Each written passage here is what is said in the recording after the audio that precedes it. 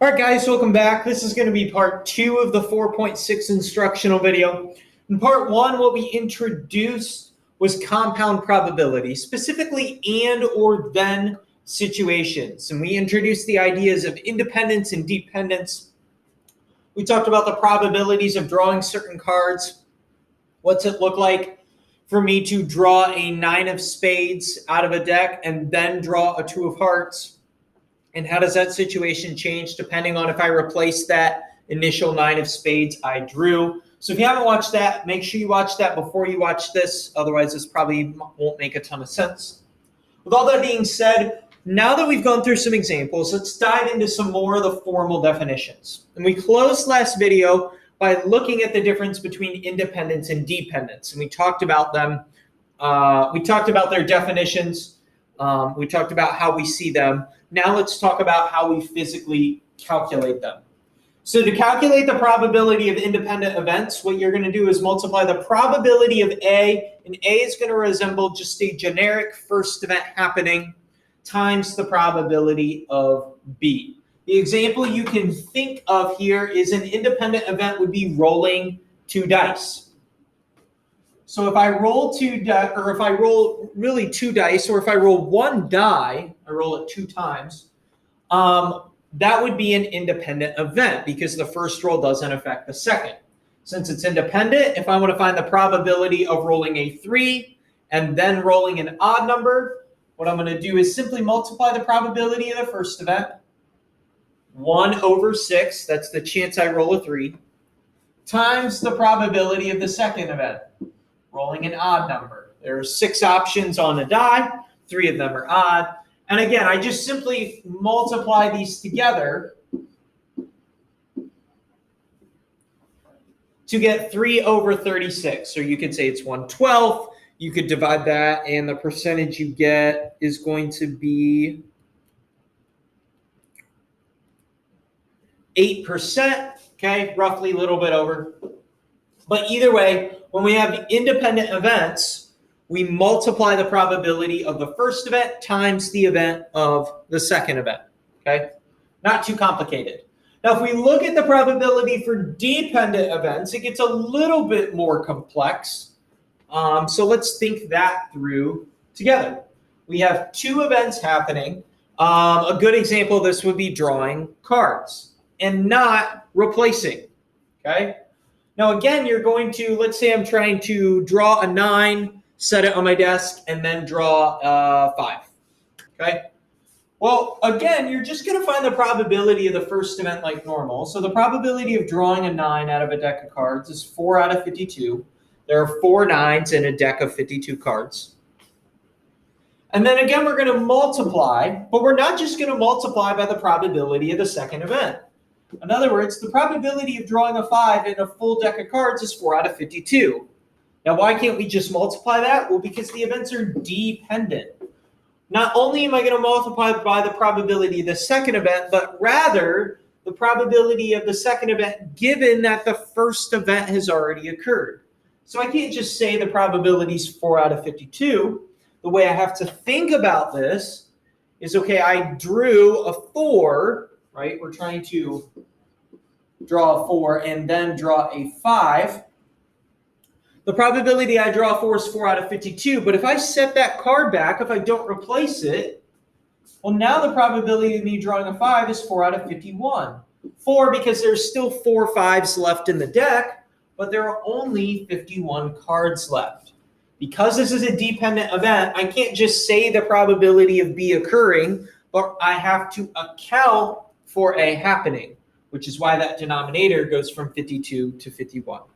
So when we're calculating and probabilities or compound probabilities in and then situations, what we are going to do is if they're independent, it's quite simple, multiply the probability of the first event by the second.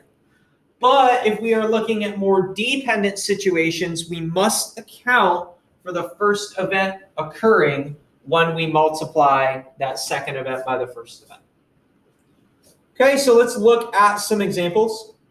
Suppose we roll 2 dice. What are the chances you roll a 6 on the first one and an even number on the second one? a 6 on the first one and an even number on the second one? Well, what am I going to do here? Well, first I need to identify whether they're independent or dependent events. When I look at this, I see, oh, these are independent events. Independent events. So all I need to do is multiply the probability of the first event times the probability of the second. They're independent. One die roll does not affect another. Independent events. The chances I roll a 6 on the first die are 1 out of 6. The chance of rolling an even number on the second die, 3 out of 6. And so my probability is 3 out of 36. Again, nothing too difficult. They're independent. Multiply the probability of the first by the probability of the second. So let's look at this one. Suppose I have to select 2 students from your class. I select one and then the other. What are the chances I choose a boy and then choose a girl? Well, let's think about the selection process. Is this independent or dependent?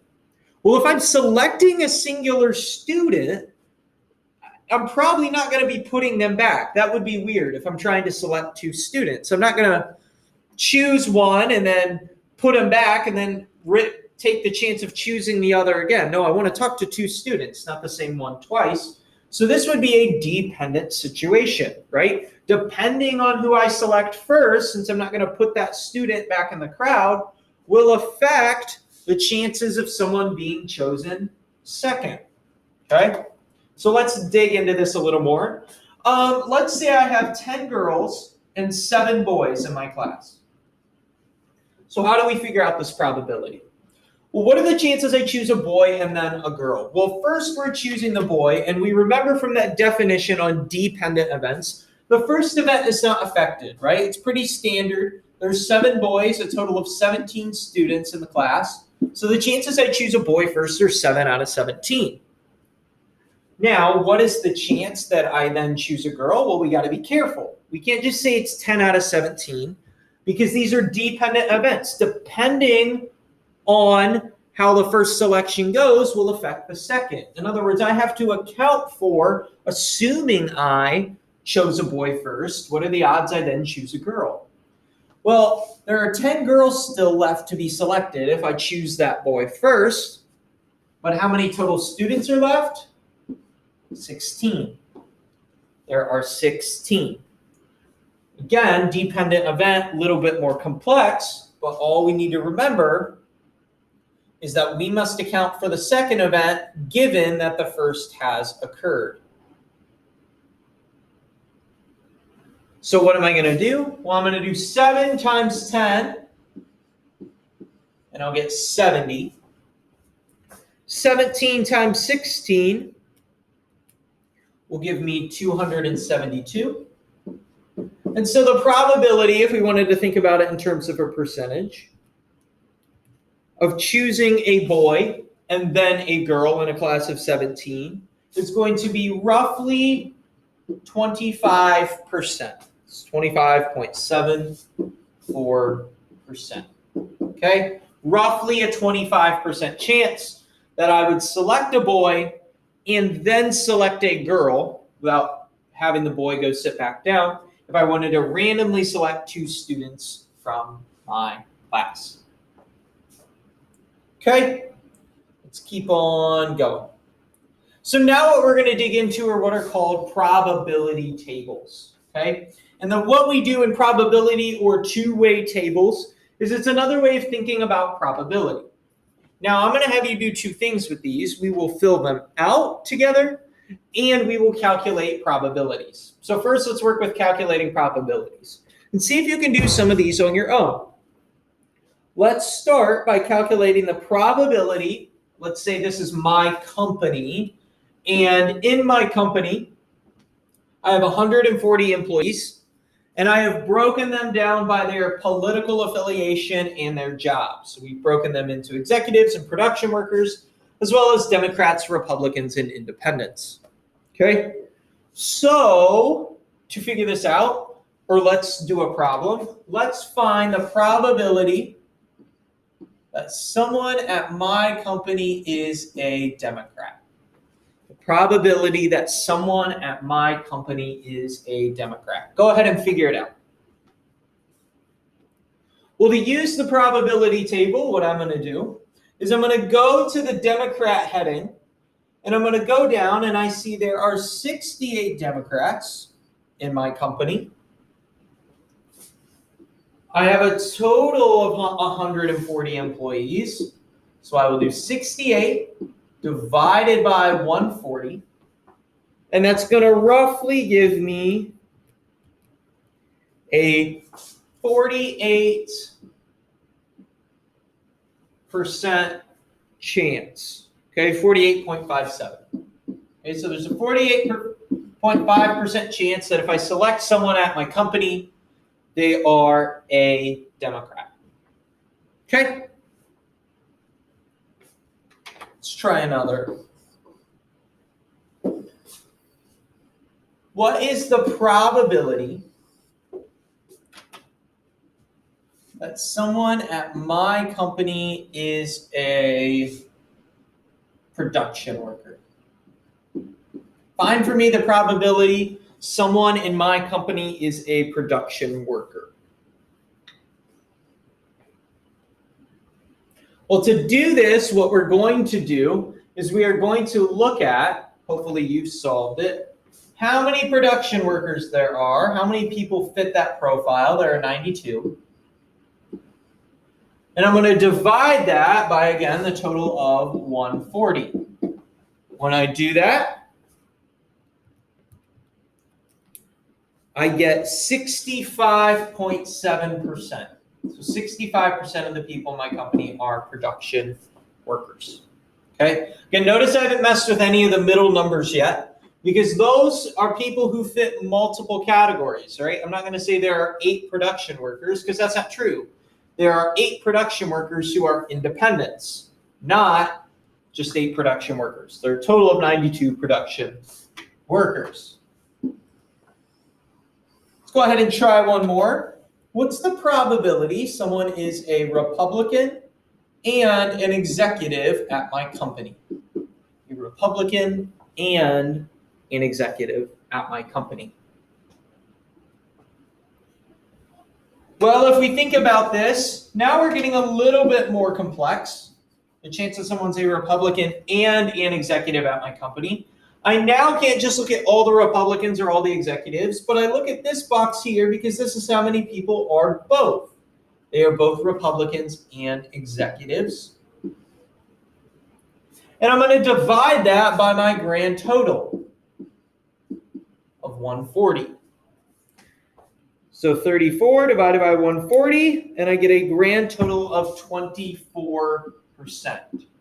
There is a 24% chance, rounded of course, that someone at my company is a Republican and an executive.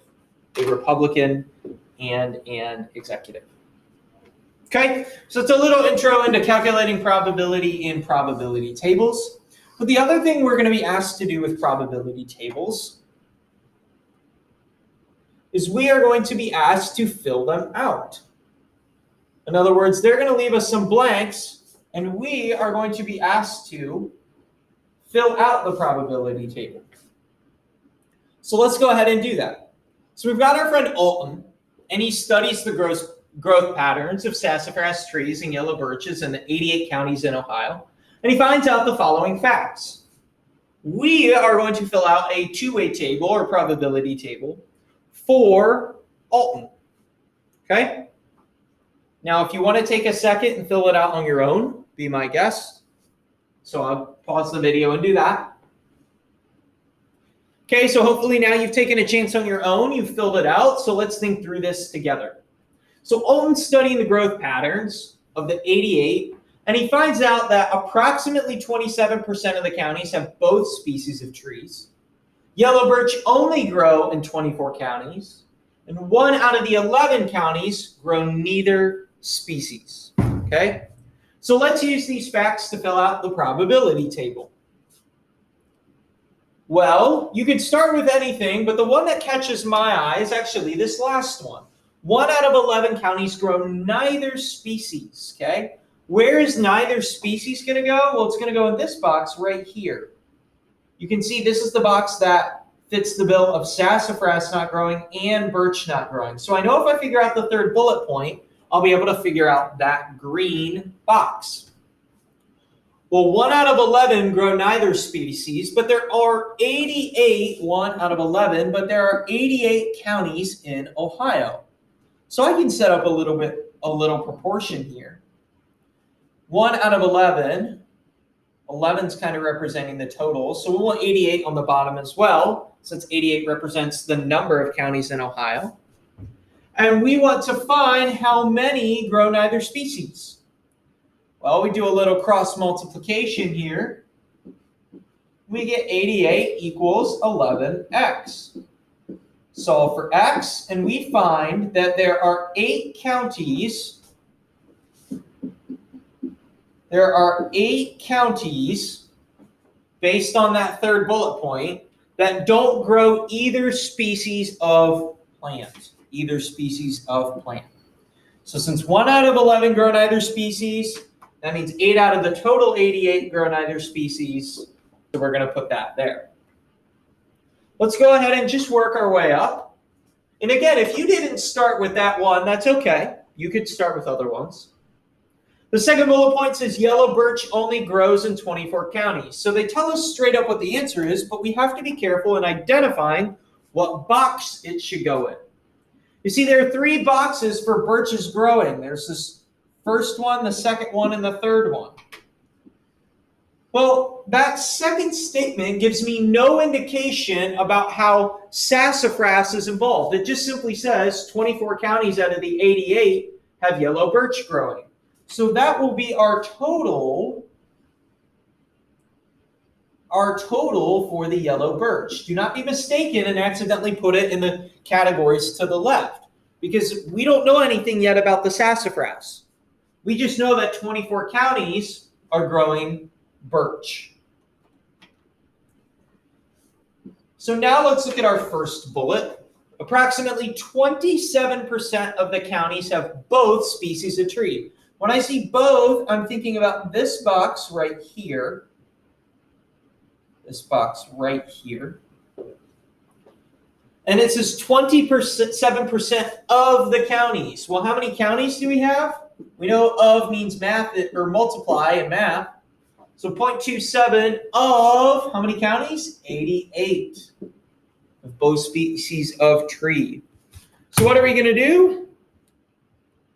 0.27 times 88, and we get 23.76. Now notice it says approximately 27%, not exactly 27%. And this should make sense then with our answer, because you can't have part or 0.76 of a county. So since approximately 27% of the 88 gives us 23.76, we'll round that up to 24. So there are 24 counties that grow both birch and sassafras. They have both species of tree. Well, now that we filled out our info, we have enough information in the two-way table to complete our problem. If we look at birch growing, we see that 24 grow also with sassafras, and there are 24 counties in total that are growing birch. So how many are there where birch grow that sassafras don't? There are 0.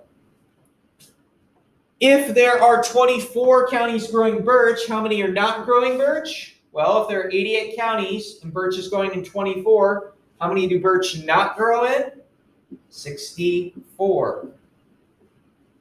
If we keep on going, if sassafras doesn't grow in 0 counties where birch grow, and it doesn't grow in 8 counties where birch don't grow, then the total amount of counties where sassafras doesn't grow is 8,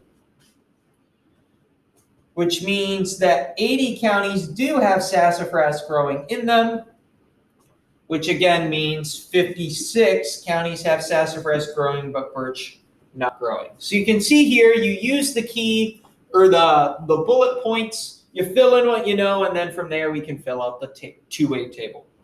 Guys, I hope this makes sense. Again, some more applications of probability. If you have questions, let me know.